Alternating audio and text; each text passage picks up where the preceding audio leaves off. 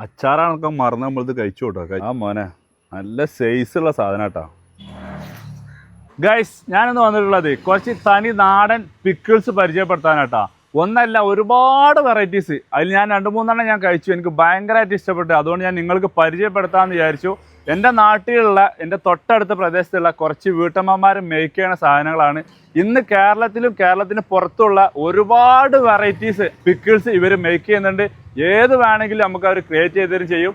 പരിചയപ്പെടുത്തി തരാം. ഇതാണ് മക്കളെ സിപ്ജിന്റെ തനി നാടൻ അച്ചാറുകൾ കേട്ടോ. ഇതിൽ 3 വെറൈറ്റീസ് ഞാൻ പരീക്ഷ നോക്കി. സത്യം പറയാലോ, ഇത്രയും ആസ്വദിച്ചിട്ട് ഞാനൊരു അച്ചാർ കഴിക്കണം ആദ്യമായിട്ടായിരിക്കണം. ഇതിത്തെ ബീഫാണെങ്കിലും ചെമ്മീനാണെങ്കിലും കല്ലുമ്മക്കായ ആണെങ്കിലും ഒക്കെ വേറെ ലെവലാണ്. ബീഫിന്റെ ഒക്കെ ക്വാണ്ടിറ്റി ഉണ്ടല്ലോ, അത് എടുത്ത് പറയേണ്ട ഒരു സംഭവം തന്നെ കേട്ടോ.